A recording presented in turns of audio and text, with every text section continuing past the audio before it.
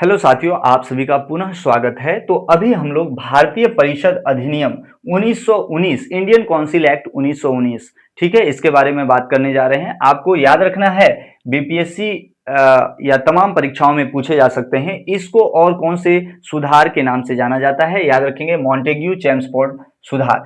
Y Montagu Chelmsford सुधार? क्योंकि Chelmsford जो थे उस वक्त वायसराय हुआ करते थे और भारत सचिव मॉन्टेग्यू, आपको याद रखना है, ठीक है। 1919 के अधिनियम के हिसाब से क्या किया गया? पहली बार उत्तरदायी सरकार यानी रिस्पॉन्सिबल गवर्नमेंट की शुरुआत यहां पर हो जाती है। और कार्यकारिणी जो परिषद हुआ करती थी 6 में, अब जो है 3 जो है वो भारतीय होंगे, ऐसा इसमें प्रावधान किया जाता है। साथ ही साथ मताधिकार यानी फ्रेंचाइज में भी वृद्धि की जाती है और पहली बार याद रखेंगे महिलाओं को भी मताधिकार यानी वोटिंग राइट्स यहां पर प्रदान कर दिया जाता है। आगे बात करें, प्रांतों में द्वैत शासन, ये तो बहुत ही बार क्वेश्चन पूछा जा चुका है। डायरकी इन प्रोविंसेस, प्रांतों में द्वैत शासन की शुरुआत कब हुई? 1919, ये जो परिषद अधिनियम है इसके तहत हुई। आगे यहां पर बात करें तो यहां पर और क्या किया जाता है? प्रांतों में द्वैत शासन के माध्यम से क्या किया जाता है? गवर्नर ने प्रांतीय विषयों जो प्रोविंशियल सब्जेक्ट है उनको दो जो है श्रेणियों में बांट दिया, एक रिजर्व सब्जेक्ट और दूसरा है हस्तांतरित यानी ट्रांसफर्ड विषय, इस प्रकार से। और आरक्षित विषय जो रिजर्व विषय है वो जो है जैसे पुलिस, वित्त, न्याय पर अपनी परिषद के मनोनीत सदस्यों के साथ कानून का निर्माण या प्रशासन स्वयं करता था। कौन? कार्यकारिणी परिषद में जो गवर्नर है। जबकि हस्तांतरित विषयों का जो प्रशासन है वो भारतीय मंत्रियों की सहायता से किया जाता था। ये फैक्ट आप सभी को आगे याद रखना है।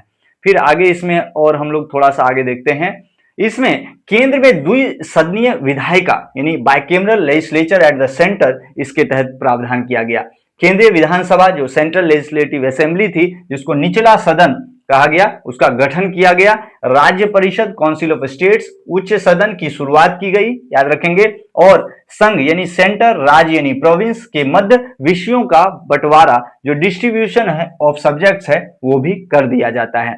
1919 के अधिनियम की समीक्षा के लिए साइमन कमीशन, याद होगा, साइमन कमीशन भारत आता है 1928 में, लेकिन इसका गठन सर जॉन साइमन की अध्यक्षता में 1927 में ही कर दिया जाता है। लेकिन भारत आता है कब? ये 1928 में, ये याद रखेंगे। साइमन कमीशन के सभी सदस्य क्या थे? अंग्रेज थे, जिस कारण से इसको क्या कहा जाता है?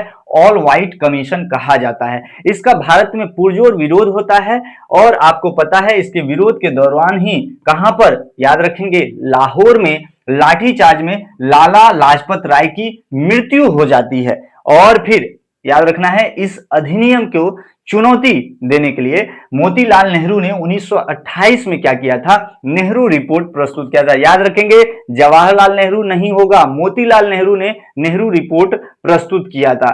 नेहरू रिपोर्ट भारतीयों द्वारा तैयार, आप कह सकते हैं, संविधान का पहला ब्लूप्रिंट यानी ब्लूप्रिंट है कॉन्स्टिट्यूशन का, ऐसा आप कह सकते हैं। नेहरू रिपोर्ट को अस्वीकार किए जाने पर यानी इसको नहीं माना जाता है, इस कहने पर मोतीलाल नेहरू ने फिर क्या किया? डोमिनेंट स्टेटस की जो है ये बात किए, याद रखना है।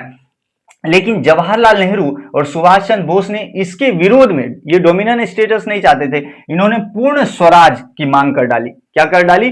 टोटल इंडिपेंडेंस, कंप्लीट इंडिपेंडेंस, पूर्ण स्वराज।